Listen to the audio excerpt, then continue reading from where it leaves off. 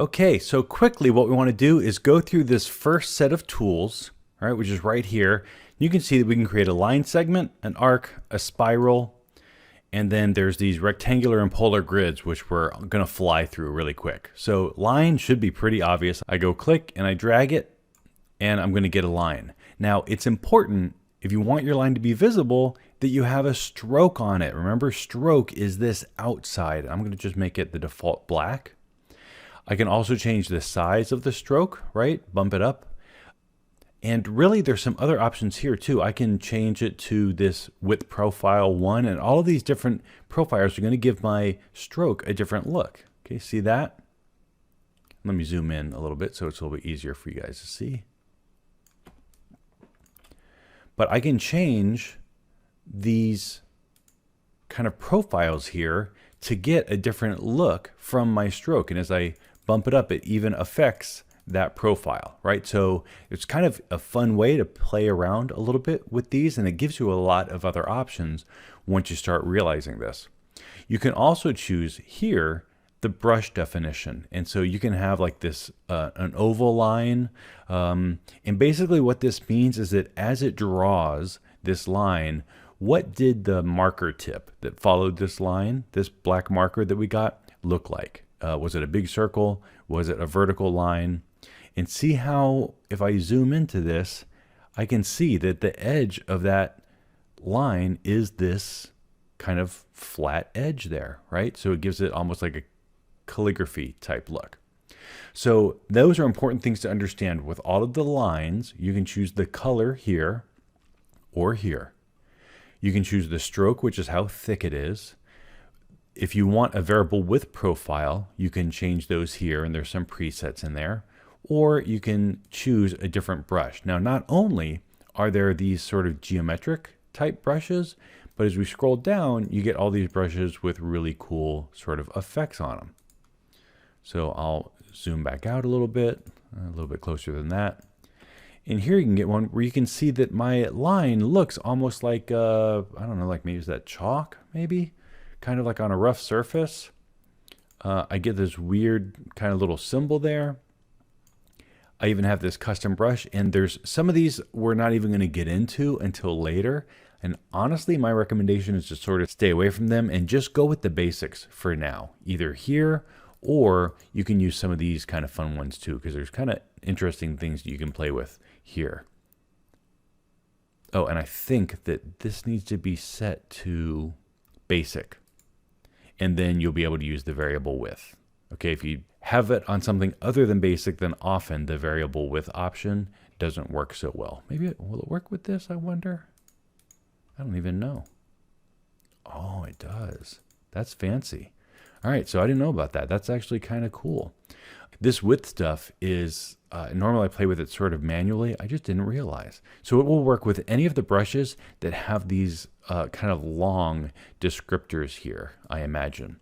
My recommendation though, as I said, is stick around basic and really just sort of focus on using the lines that you're drawing to communicate rather than trying to overdo it with some effects. Okay, so really quick, that's the line tool. The arc tool does the same thing. It draws an arc. I just click and drag. And if you click just once, then you're going to get these options where it says, you know, how long do you want the X and Y axis? And I just tell it okay, and it's going to just draw it. Same thing happens, by the way, with the line segment tool. I can click and it says how long do you want it to be and at what angle. So if I tell it okay, there you can see it just created that line. So one click is going to automatically create the object. If you click and drag, you get to choose the direction it goes. Next up, the spiral tool. This one's kind of cool. Oh, and I need to show you a trick. This works the same way with the arc. If I use the up and down arrow keys while I'm still dragging, right? I haven't let go of the mouse yet. You see how my spiral's going deeper, or now it's kind of zooming out, and now it's just zooming in, right? So this tool, using the arrow keys, I can choose how curly my little spiral. The other thing that I can do is hold, is it Alt? No, Control? Yeah, Control, which is probably Command on the Mac, and then see how I can like unravel it or pull it down and let it be kind of tighter, right? So that's kind of a fun way to play with that tool. Really, you just need to play with it a little bit to figure it out. The arc tool, by the way, works the same way. If I click and drag, the up and down arrow choose how much of an arc that I have in there. So those are some of the fun ways to play with these tools here in this first section. Really quick, not going to get into it in too much detail, but the grid, same thing, up arrow, down arrow, left arrow, and right arrow increase or decrease the number of boxes in there. And same with this polar grid tool. Okay, up and down arrows give me different options. Don't get too carried away with all this. It's just sort of fun just to basically learn it. You're actually going to have real fun with some of these tools when we work with the robot. But for right now, I just want you to sort of play with them really quick and experiment with them. Try and stick to line, arc, and spiral unless you think you've got a really cool use for these other options. All right, so that's it for all of the basic tools under the line segment. Okay, so I want to get rid of all of this mess on my document. Let me double click the hand to get back so I can fit it all. Oh, I don't want to delete my my fun little calligrams up there. So I'm going to leave those, but I've deleted all those lines that I played with. And now what I want to do is, let me go back to 100%, even maybe a little farther. And now let's talk about all the tools here under the rectangle tool. And I just think of this as kind of like the shapes drawer. And like I mentioned, I believe I mentioned it earlier, the interface, whenever you see this little kind of lit up corner there, that means that the tool is kind of like a drawer. You need to kind of click and hold, and it will show in the little window of the drawer what the last tool you used is. But, you know, they're all kind of nested under there. So when you're following a tutorial and they're showing a weird tool in a location in the toolbar, you know how to get back to it by just opening that drawer and choosing that tool. So really quick, rectangle draws boxes, should be kind of obvious. If you hold shift, then it makes it a perfect square. See how I can't make it skinny? If I let go of shift, then I can make it skinny or tall. But if I hold shift, it's going to make a perfect square. The shift key is known as a constraining key. It's going to constrain things to be a perfect circle, perfect square, whatever, perfect straight up and down, perfect sideways on lines. So it's just kind of a good one to know about when you're trying to be precise or make a perfect square. Once I've got the object drawn, then I can choose up here. I can choose a color. Let's go ahead and just make this orange fill. You can see that I can bump up the stroke. I can change the color of the stroke here. I'll make it purple. Oh, isn't that a football team? Yeah, it's like I think that's a football team's colors. It looks like also the colors of a bad guy in a comic book. You ever notice that? Bad guys in comic books always have like the coolest high contrast color settings, color theme to their outfit or whatever. Okay, I'm rambling. So next, the lines, right? You can choose, I don't know if you can, wow, you can even choose these variable width lines on your boxes. You know, that's sort of a cool effect. Kind of fun stuff here to play with. Oh, look how cool that looks, right? So really easy ways, and I honestly didn't even know if that was going to work, number one. So the message is explore, experiment, try things, because if it doesn't work, it'll either say you can't do that, or it'll look terrible and you just undo. Moving right along though, let's see, brushes. Oops, gotta select the object first. Yeah, I can choose all of these different brushes. So this is kind of a fun way to experiment again. You know, just always experiment, right? Opacity, by the way, I don't know if we talked about this yet, but opacity is like how see-through something is.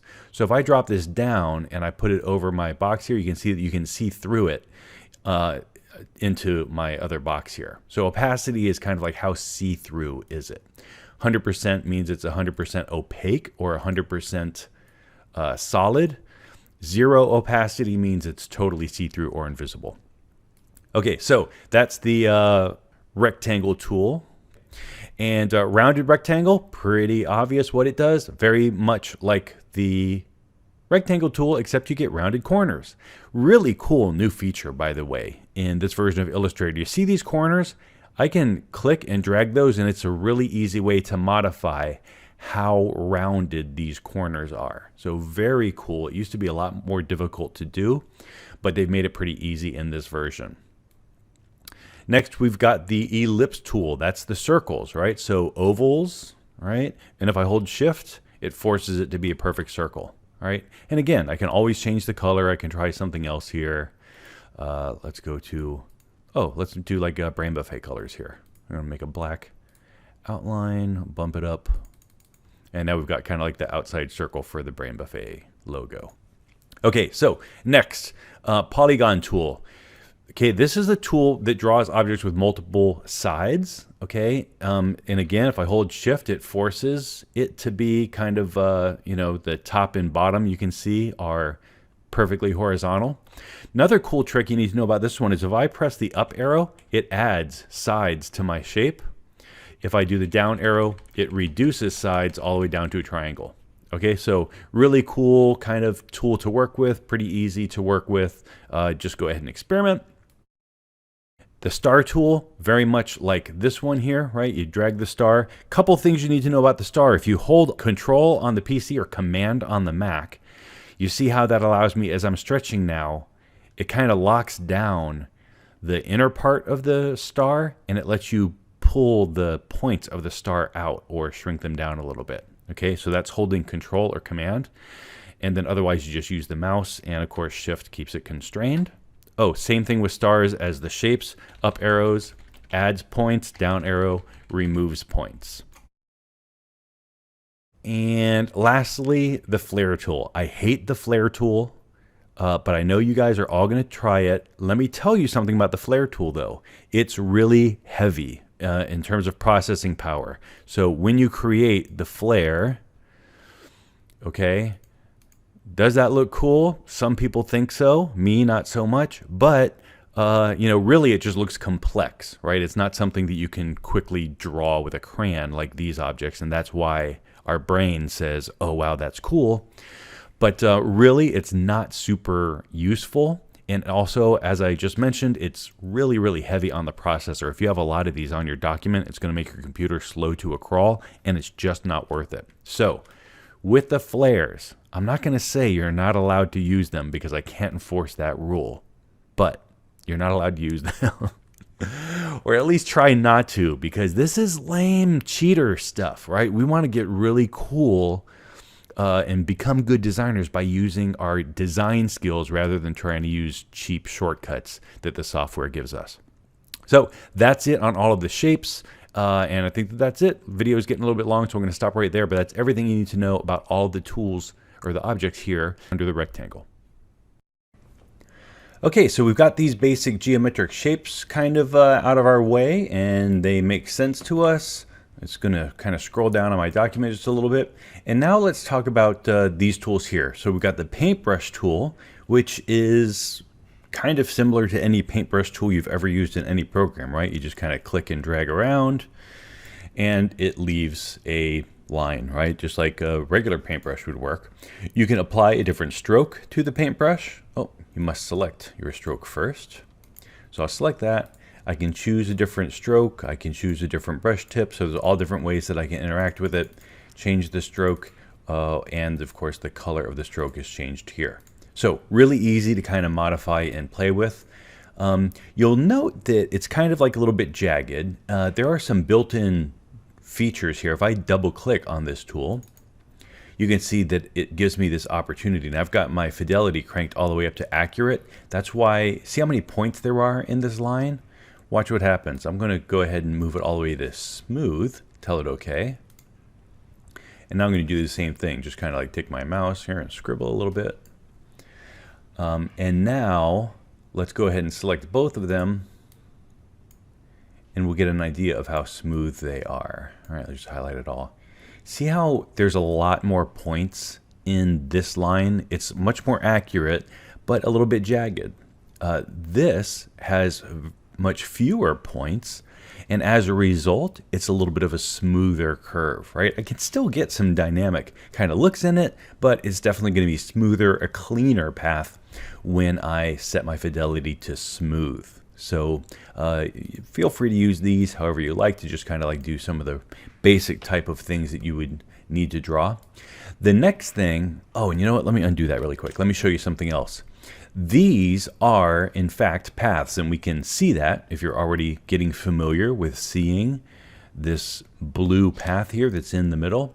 But if I go to view and choose outline, you're going to see I get an actual path. So I've stroked that path, and that's what, gives them the look of having some thickness.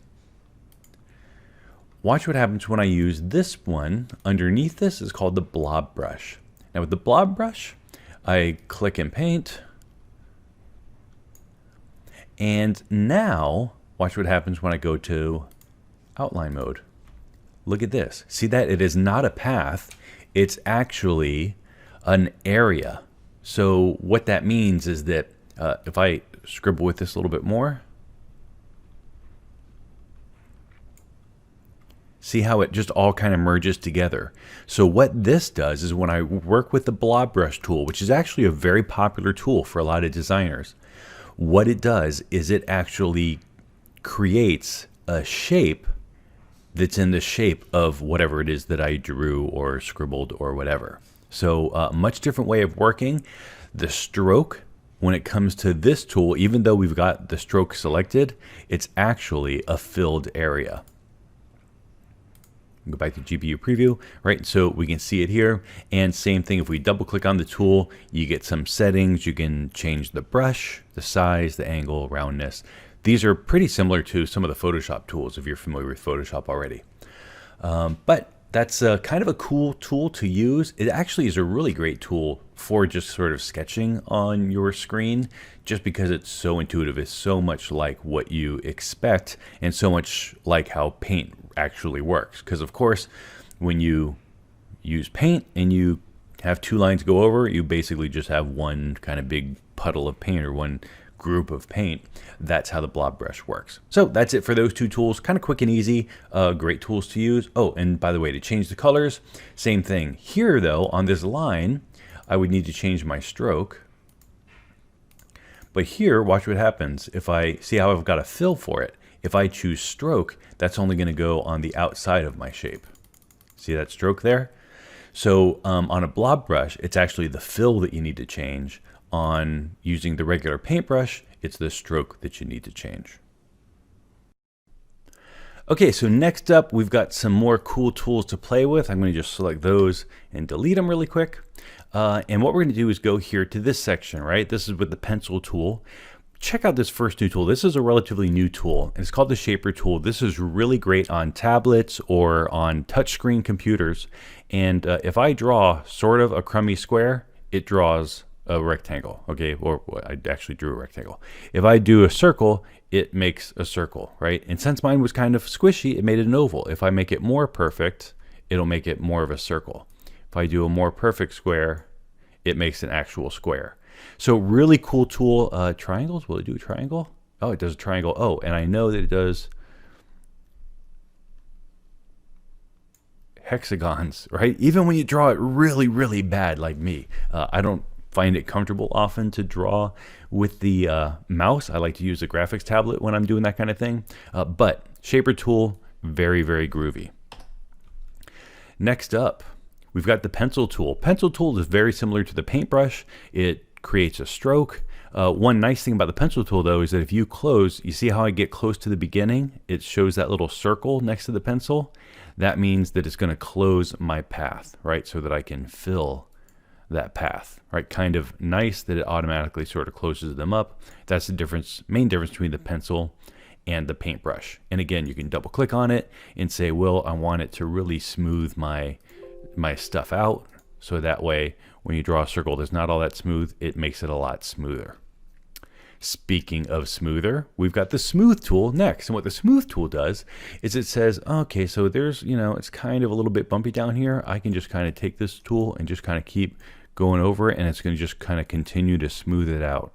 So it's kind of a way to take your paths and make them a little bit more, you need to select it. Just make them a little bit more smooth. And again, this is something that you can do with the mouse. I find it much easier and more natural when you're working with a graphics tablet. Next down, you've got the path eraser tool. You'll never guess what this one does. It erases the path. So the path needs to be selected so that it knows that it's allowed to erase that part. And then if I go ahead and drag over some, it's going to erase part of that path.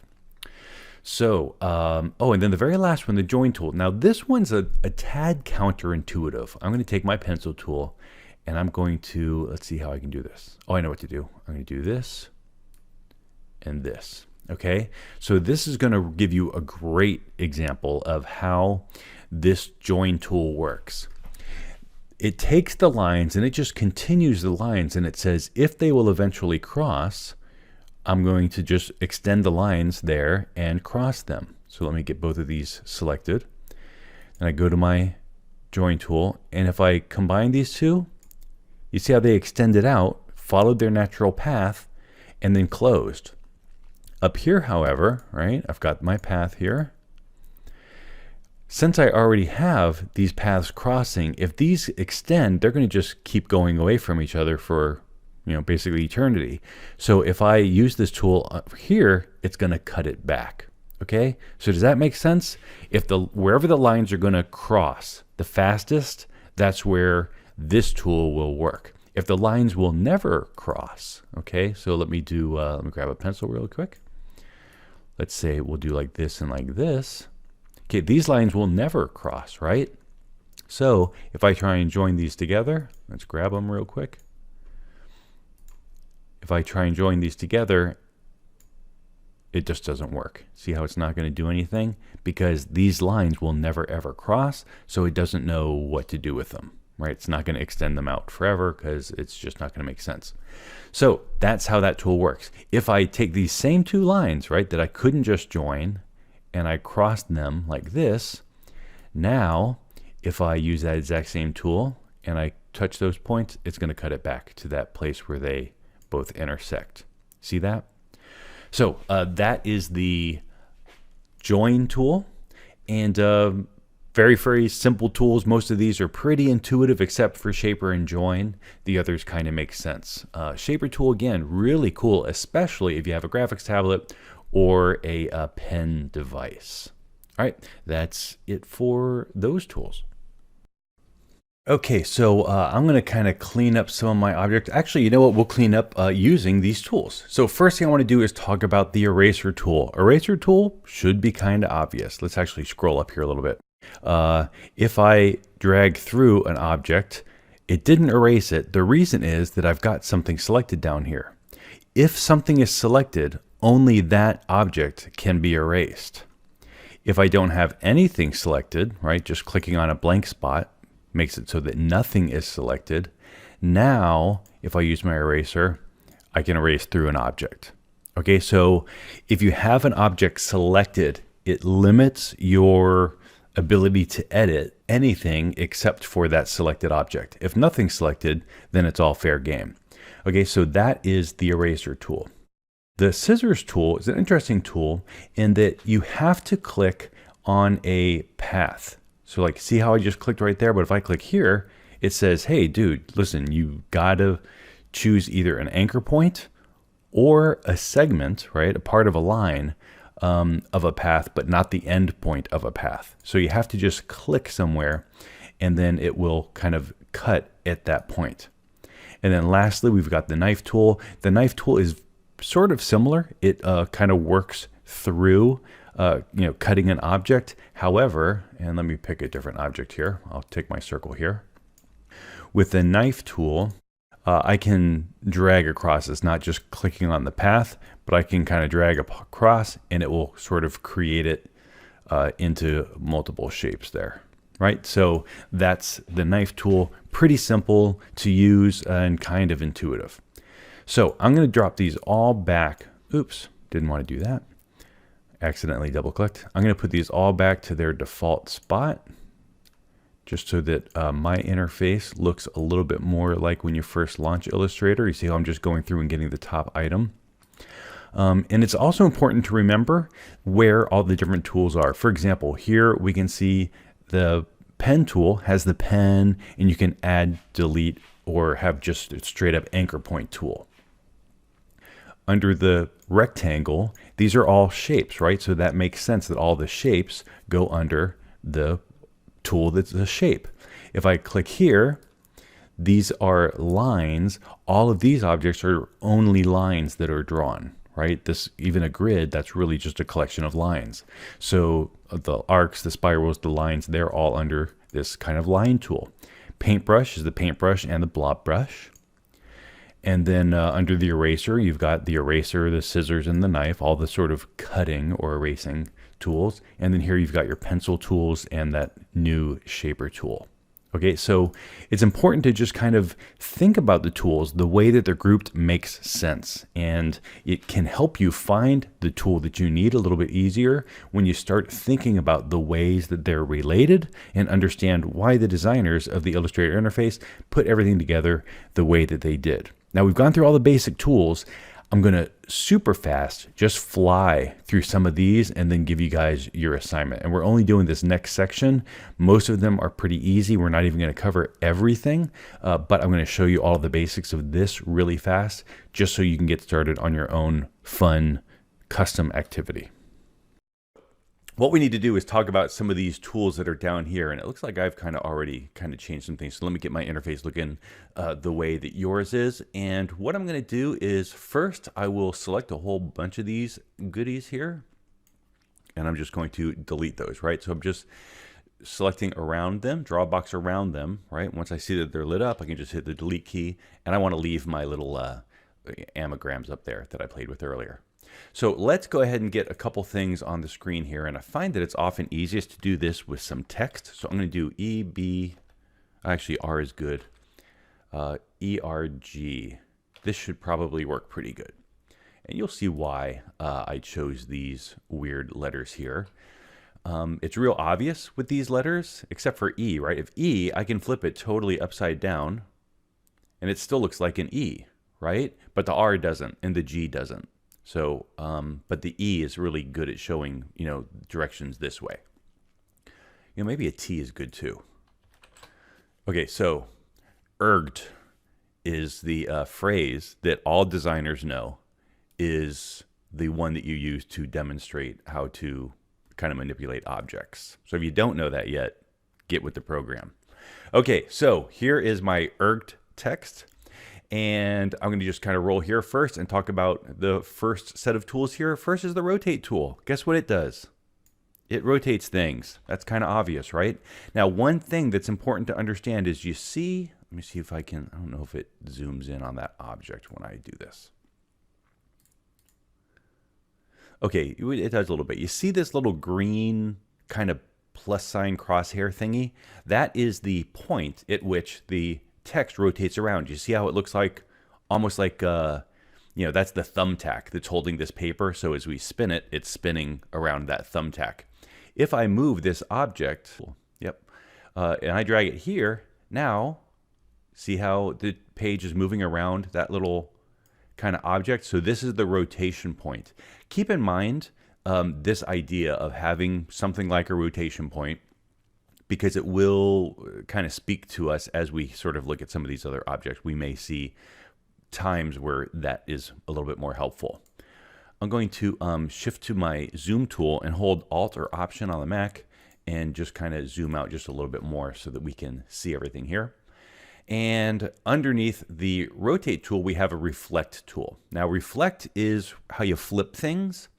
So I can kind of click, and you see how it's backwards now, right? It just did like a mirror image of this.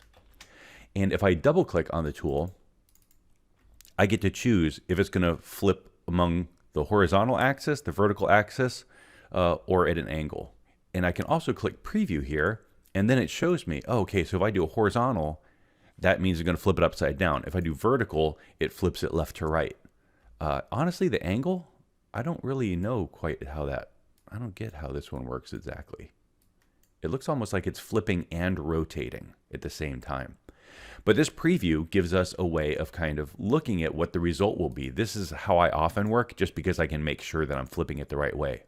Another cool trick you should know is that you can click copy, and then what that does is that not only duplicates it, but it makes a copy when it duplicates it, so I get to keep my original. Okay, so keep that in mind. Those modifications work with a lot of these options. I'll delete that one. We'll stop the video here, and then we're going to just kind of roll through really quick some of the other tools just in this particular tool area. and maybe talk about our eyedropper here because it's kind of magic the way that it works. So yeah, I think that's it. So go ahead, and these are just easy ways. One last trick that you should know about. If you're on an object, you can right click on the object and then look at this, transform. I can do rotate, reflect, shear, scale. A lot of the tools that we're going to look at right here, I can also just right click on the object and transform by using these options. Okay, so we'll look at the manual ways, but you know that there's kind of that right click shortcut for many of these options. Okay, so going to move forward a little bit, and I'm going to set my colors to basics, and actually let me change my fill. I'll give it a red fill, just so we can see things a little bit better. And I'm going to just draw a square, just so we have some things to work with here, some other things, and I'm going to draw a line.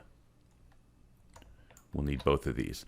I held Shift, by the way, to force my line to be perfectly straight up and down. Remember that constraining feature when you're working with most tools in, actually most Adobe programs, when you hold Shift, that constrains them to perfectly vertical, horizontal, or 45-degree angle modifications. So as we move forward, let's go ahead and look at the tools that we have here. And some of these tools, by the way, you don't really need this because you can get to them, from that right-click menu. But really simply, here we've got the first one is the scale tool.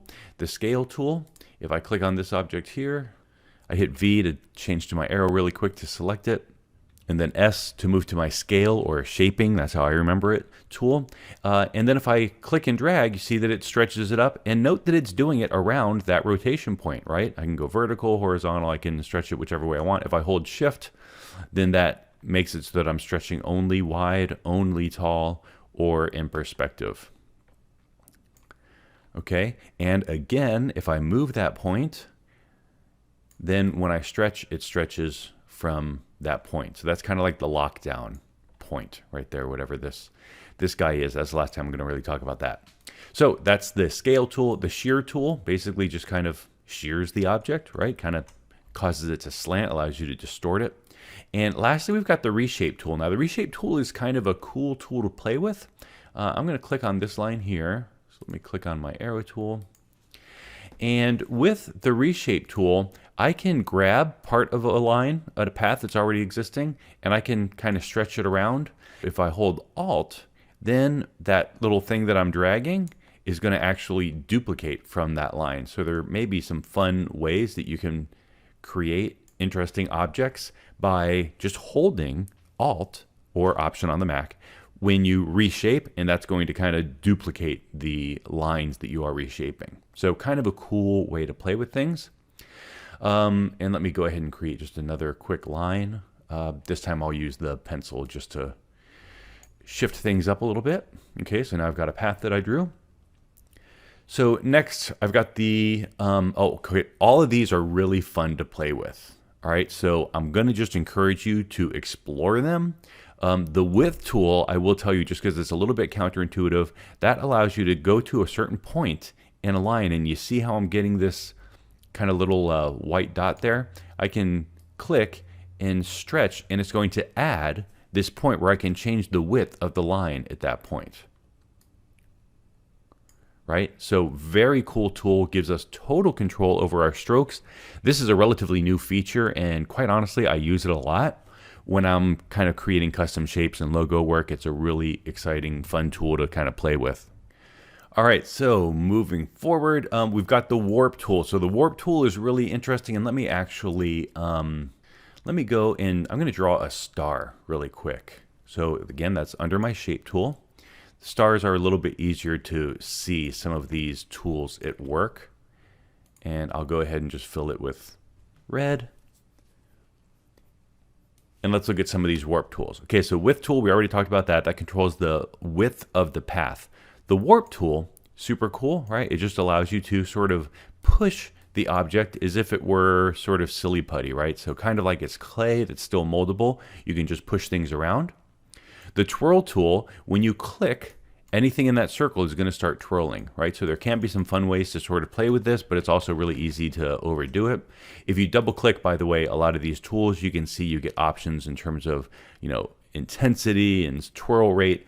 All of these will affect the way that the twirl actually works. And you can also hold Alt or Option to increase the size of this area that's twirling. And now you can see when I twirl, it twirls the entire object, right? So it's everything that's within my defined area here, this circle that I create, and I'm modifying this with the Alt key, then that defines how big of an area it considers when twirling. As we move forward, Pucker tool kind of does a similar thing, and then it starts to kind of just suck all the points down into the middle of that tool wherever you're clicking. The Bloat tool does the opposite. It expands everything away from that center place where you're clicking. And you may have to, again, adjust the intensity to get things to work right. Scallop, and actually the last three are sort of similar. We've got Scallop, Crystallize, and Wrinkle. And what they do is that they sort of pull the paths by creating additional points and then sort of stretching the area between those points. So that was Scallop. Here we've got Crystallize, which sort of blows objects away from the middle. Scallop kind of draws them into the middle. And then the last is Wrinkle. And what Wrinkle does is it goes a direction. So here you can see that it's actually just adding points, but moving them up and down. So that's kind of it for a lot of these first two tools here. We're going to just wrap up one last video with a couple others, a caveat, a little tip about sucking up settings from one object to another, and then you guys are free to play. Okay, so moving right along, next tool is the free transform tool. This is a very cool tool. You can see that when you open this tool, you get this little extra dialog, right? That you can constrain your options. You can choose to free transform. You can choose to do a perspective distort or a free distort. Okay, so they're all different ways of sort of working with the tool that I want to encourage you to experiment with. And keep in mind that a lot of these options also, if you right click on the object under transform here, you get a lot of these kind of options and sort of scaling it or adjusting the way that it goes. One last thing that I want to talk to you about is note that we rotated this, and you see how this is called the bounding box, this blue box around it. And you see how it's at an angle? You can also right click on an object and choose under transform, reset bounding box. And then that kind of resets it so that it's sort of oriented straight up and down. That's not something I use often. There's got to be a good use for it. I've never really had to use that too much, but just want to let you know that it was there. And then you can grab all of these, corners, and you can see that you can sort of modify things. Of course, shift constrains. So I can resize, I can rotate.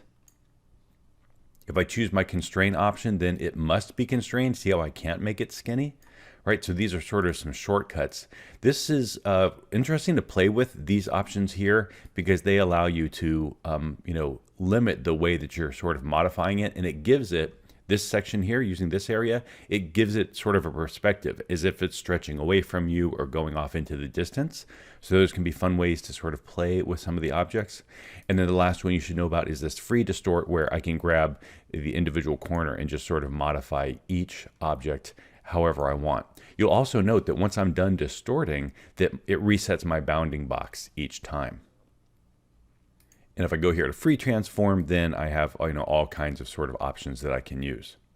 So that's it for that basic transform option. To be honest with you, a lot of times I just use the black arrow.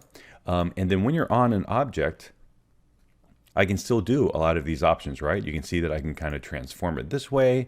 If I move a little bit outside of the edge, I can rotate it around. So if I don't need to actually distort it, but just need to kind of rotate it or stretch it around, I usually just use my selection tool. Okay, so next up, this is one of the coolest tools in the whole darn program. It's a relatively new tool if you've been Illustrator a long time. This is called the Shape Builder. Now, I absolutely love this. I'm going to give you a quick tour. We're going to spend a lot of time with this later.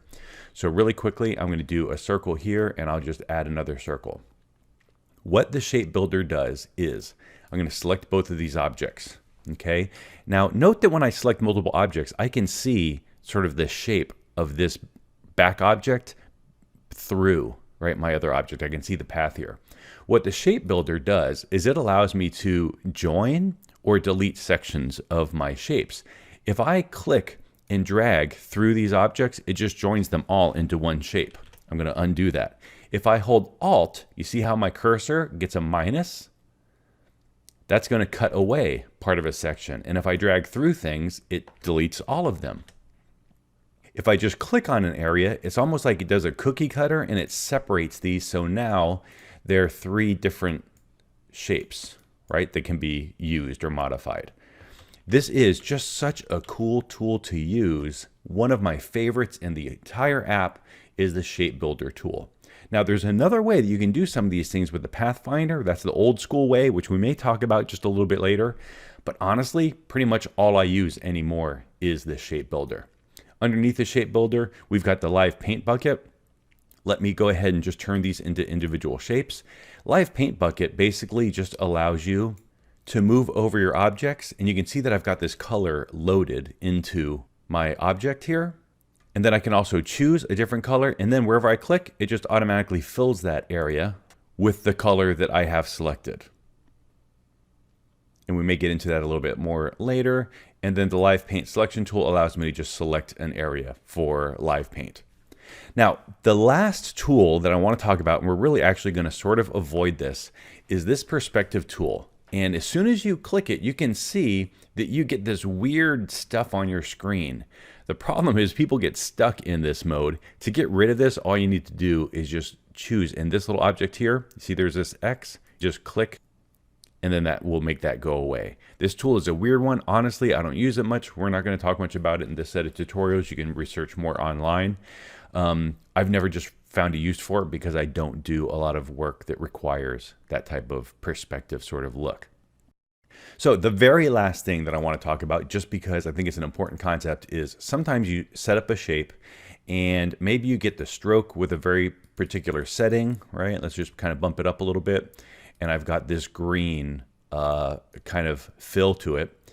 If I want to copy that exact same kind of fill and settings, color settings to this object, what I can do is click on this little eyedropper tool, and then I'm going to just suck up these settings, and you can see that they get automatically applied to mine. So it's a great way if you want to take the settings from one object, just choose the object that you want to be affected, and then click on another object and they will copy those settings. If I go up here and click on this red square with a thin stroke, you can see I get red fill with a very thin stroke. So if you have one object on your screen, you're like, oh, I want it to have that same line and color and everything. You don't have to set those manually. Just click on the object and use the eyedropper to select it. What's under the eyedropper? Measure tool. We're not even going to talk about that. So that's it, ladies and gentlemen. In the next video, I'm going to raise up a challenge for you, and then you're free to go. And I'll kind of talk and demonstrate a little bit what I'd like you to do. All right, so now what I want to do is just sort of raise up the challenge, right? So I'm going to go here and let me double click on my hand. That zooms everything to fit in the screen. I'm going to use my black arrow and just select everything kind of below my calligrams up there at the top. And if you want to make those on a different document, you can. I'm keeping mine together just because I'm recording this at once, but I'm thinking this probably will be split into 2 different projects. One's for the calligram and another for my cartoons. But if you want to do them on one document, that's okay too. Really quick, what I want you guys to do is just kind of work on a cartoon example. So I am going to try to do this cartoon guy that I used to draw all the time when I was a kid. And he was an eyeball that would just kind of like jump around, and he was an eye on top of a foot. So let's see if I can draw that really quick. Okay, so I've got kind of this shape here, and now I'm going to draw, check this out. This is going to be so much easier than it was the last time I did it. I've got both of these objects together, right? But I'm going to now use my Shape Builder tool. Check out how cool this is going to be. First, I'm going to do the Alt key, right? The minus sign. I'm going to get rid of this and this. And then I'm just going to go boop, boop, boop. And now I've created all 3 of these as 3 separate sections. Another way that I could have done that is that I could have just created my eyeball oval and with the knife tool, right? So you can see that there are multiple ways to do things in Illustrator, and it doesn't really matter which one you use. It's just, that's the beauty of Illustrator and the beauty of creative software is you get to kind of come up with your own fun way to do things. So, but notice how even it is with the Pathfinder, right? This is just a much easier way to do it. And then I'm going to, let's see, I'll put a kind of a pupil in here, and I'm holding down Shift, right, in order to get it to be the size that I want, and to also make it a perfect circle. I'll give him, I've got kind of grayish blue eyes, so I'll give him kind of grayish blue eyes. That's more blue, but that's okay. I'm going to draw another, make my blue in there, and then I'm going to make another circle, and I'm going to just do a tiny one here, and I will make that black.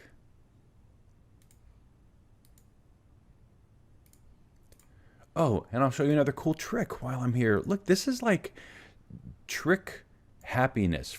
What I'm going to do now is I'm going to select the eyeball, iris, and the pupil, right? So I've got both pieces. And now look up here in this toolbar, I have these align options, and I can align the centers. And it also aligned to the whole document. I don't want to do that. I'm going to switch here, and I want it to just align to selection. So I'm going to undo that really quick. Go here back to align. It's on align to selection. What align to selection does is it just says everything that's selected, it's going to just align those things together and leave them where they are. If I choose here, it can say align to the artboard or align to key object. And honestly, I don't know how to identify the key object. So that'd be a fun thing for somebody to look up. So align to artboard, though, just centers it on the whole document. So it puts everything dead center in your document. But I want it to selection. And then I'm just going to go boop and boop. And now they just perfectly align them so that this pupil is dead center on the iris. So I can go here now. I'm going to get sort of a flesh color here. Is that the color I used? Yeah. Man, it's already looking really cool. Now I'm going to show you another fun trick. So I'm going to just draw a real straight path here across, and I'm going to need to fill it with black. So actually a stroke with black. And then what I'm going to do is I'm going to choose my tool here, and I'm going to just sort of distort this out, and I'm going to push eyelashes. Oh yeah. Okay, so that was what I wanted to do, right? I did the path, and then I used a crystallize tool, right? And again, double clicking these tools shows you all of the different options. Intensity, by the way, that will kind of turn down how fast it pushes those little points away. So I'll just tell it okay. But now I've got a really cool shape here. I will put this over my eye. Kind of, oh, and you know what I might need to do is I'm going to give it a black fill as well. Okay, and then now we have a very bushy eyebrow on my eye guy, but that's kind of good enough. All right, so now that I've got his eye in place, and maybe we need another one. So I'm going to hold Alt. Remember our trick about duplicating objects? Hold Alt. I can hold Shift and then move my cursor just around one of these corners, right, to get it into kind of flippy mode. And boom, there it goes, I'm flippy. All right, so that's looking good. And what I'm going to do is also select this group of objects, and I'm going to do right click, arrange, bring to front. Now, before I do it, let me show you why I'm going to do that. Look at my my eyelashes here. Because they have this straight line at the bottom, they're making it look kind of crummy, right, over my eye. It's sort of, see how it's causing this straight line to go across? It's ruining that nice curve that I have. You can really see it. I'm really seeing it here. Pretty heavy duty. So what I'm going to do is just grab all of these objects, right, by just dragging a line through. That selects all of these objects. And now I'm going to do arrange, bring to front. And do you see how now I have that curve that I originally created when I sliced this eyeball? Okay, so fun way to kind of start working. You need to make sure that you know how to stack the objects up and down. I'm going to zoom out really quick, and I'll get a little closer than that. Oh my word. And now, and I'm going to kind of, again, use some shortcuts here. I'm going to just say a rectangle tool. That will kind of serve as the leg. Oops. Now I want these colors of this flesh, so I'm going to use my eyedropper tool that I talked about a second ago. sucked up those colors, really nice and easy. I can even just use the pencil tool, right? That might be a fun way to kind of draw. I just need sort of like a shape of like a foot. All right, and now that needs a little bit of a rotation there to get it sort of flat. You can see that it's got no fill, right? So when I click in the middle, I can't grab it. See that? I have to click on the corners, or I can, again, use my eyedropper tool, and I'll just suck up those settings there. And lastly, I will go ahead and create some toes. So I'm going to just kind of make a big toe here. And then I just do Alt, hold Alt to duplicate that object. I'll shrink it down a little bit. There's a faster way I know how to do this, but we're not there yet. 2, 3, 4. Maybe I want to shrink that one down. So this is my little eye guy, and I had this weird, obsession with drawing cartoons about this guy, and all he could do is kind of hop around and blink. But I just thought he was super funny when I was a kid. And note, by the way, down here, these toes. And, you know, we're going to do this in a different video. We're going to talk about how to arrange these things. So in this video, we're just going to kind of talk about the basics of how to arrange objects, because you can see that you often are going to need to sort of rearrange things. These toes, we've got some in front and some in back, and they don't look quite right. So what we need to do is just start to arrange these objects. So we're going to click on the black arrow and arrange, and I can bring an object to the front. So now it's in front of everything. I can arrange, send it to the back. Oh, that may be off the screen for you. Let's see. Arrange, send to back. And you see how it went even behind the foot, right? So I'm going to just do arrange, bring to front again. So you can play with this. It's called the stacking order. Another way you can see this that you need to start getting familiar with, and you'll learn a lot more about this later, is right here. Okay, so here you see this little blue mark in my layers panel. That shows what object is selected. So I can call this BT for big toe. And then I can go here, and you can see that's right here. So I'm going to call that LT for little toe, and I'll drag it down to the bottom. And then what I can do is I can just start clicking on these objects. Okay, so that should be next to the big toe. So I'm going to drag that right under the big toe. Where's this guy?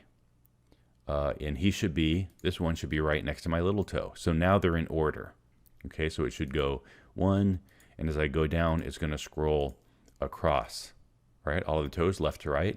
So this way I can kind of see the order. So I can say, yeah, this guy, I want to arrange, bring to front, bring him to the front. And now if I just grab both of these toes and bring them to the front, since they're already stacked properly, if I do arrange, bring to front, now they're all in the order that I kind of want them. And I can tweak them out a little bit and of course make some changes and hold shift to make sure that they stay as circles. So fun things to play with, really kind of a great little set of tools you already know. And really at this point, you already have all the tools to do some good basic illustrations. The rest from now on is all about creativity and exploring. There's my little eye guy. Oh, last thing that I want to do really quick, and then I'm going to let you guys on your own. I'm going to grab all of these shapes, 1, 2, 3. See that? Then I'm going to use my Pathfinder tool, or my shape builder rather, and just go rank, and I just combine them all into one single shape. Boom, eye guy cartoon. That's pretty awesome. Be jealous. Okay, so you've got your cartoon character. Hopefully you didn't do an eye guy. Hopefully you did something kind of custom.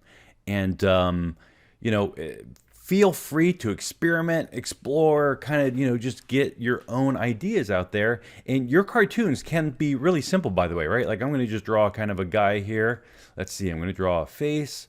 I will draw, let me show you a fun trick too. Okay, so here is a smile.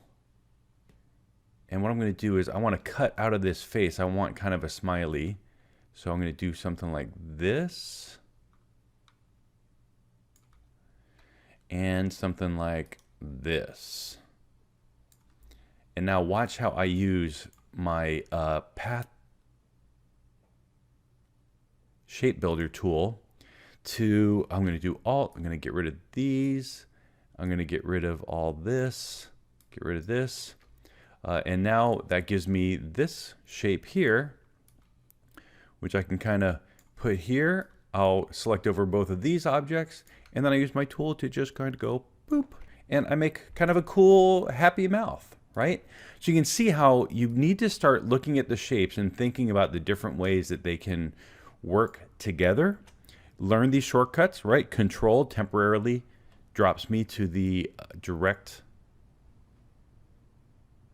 selection tool, so I can move things around real quick. I can click an eyeball here. I'll do another little kind of eye in the middle. I'll make that black. I will go to my black arrow temporarily. I will make this white. This, by the way, goes to the default settings right here of black and white. And then, oops, I don't want to do that. And now I'm just going to take the pencil tool and I'm just going to kind of go.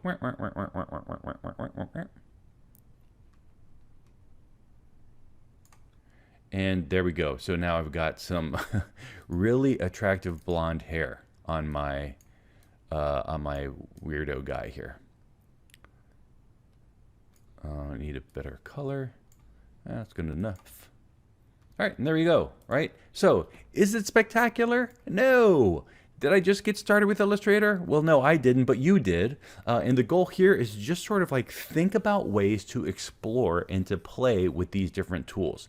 The goal is to have fun, start understanding the stacking order, start learning about how to combine things using the shape builder tool. Again, it's just one of my favorite tools in Illustrator. So there we've got kind of a cool little, I guess it looks a little bit more like a girl than a guy. And maybe if I want to make this a little bit more distorted, I want crazier hair, why not just use one of my little tools here that I played with, right? Crystallize tool. I'll double click it because remember it was so intense before. Let's turn that intensity down to just 20%. And now,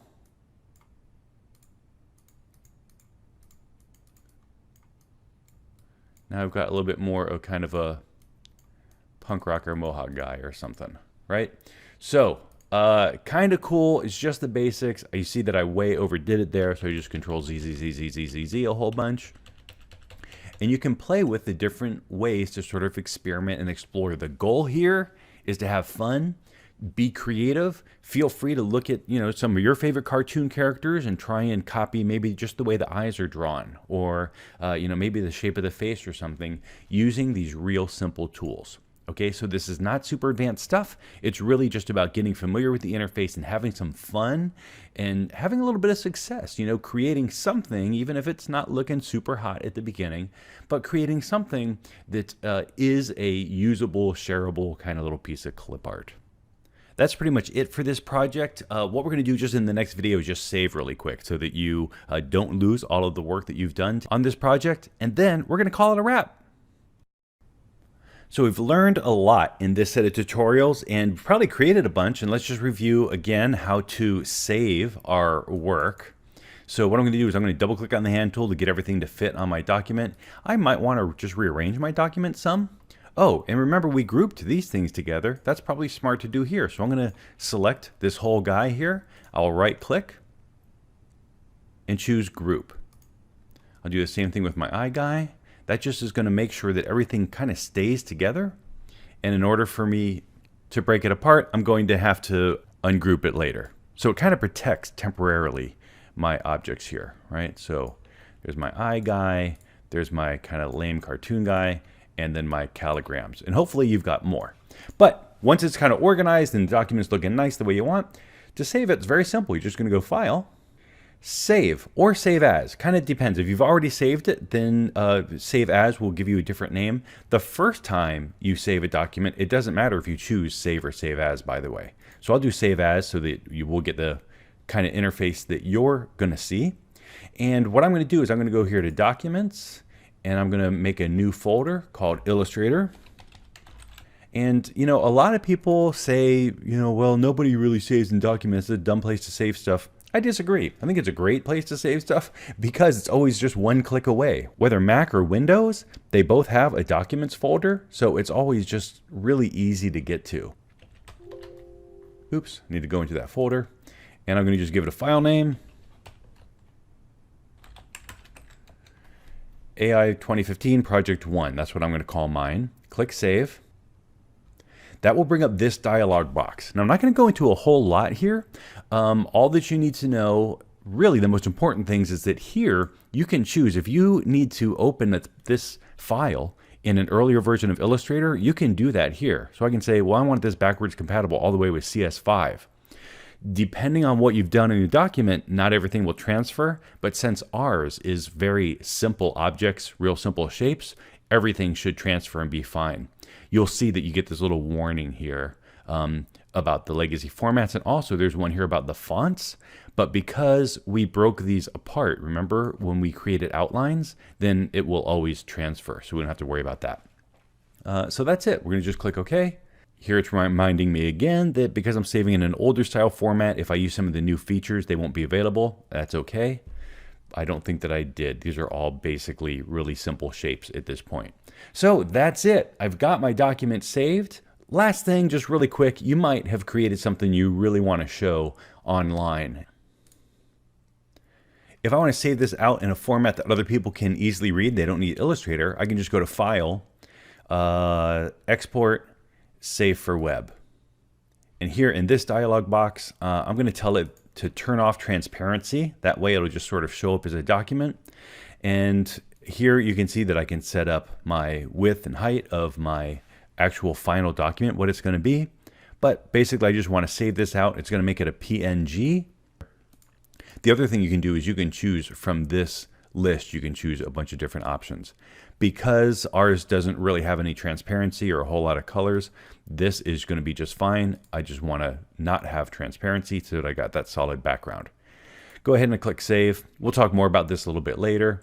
I'll go to Documents, Illustrator, and I'll just save it in that same folder. And boom, I've got them saved. One for the web that's easy to share. I can bring it home, show mom and dad. And I also have my Illustrator document that I can come in a little bit later and maybe I want to add to it. I want to move or edit these documents. For that, you're going to want to use that Illustrator file format. Ladies and gentlemen, that is it for the first project, or two, if you split this into two, which I think I may even do on the website. But you can see that you've learned all the basics that you need to get some real simple basic stuff done. As we move forward, your skills will increase. Illustrator is the tool that I always use to really teach a lot more about the elements and principles of art and how to combine them and use them together. I think that you're going to be really excited going through the other projects and seeing all of the cool things that we have to do, all of the fun tricks that we learn to create some really amazing looking art.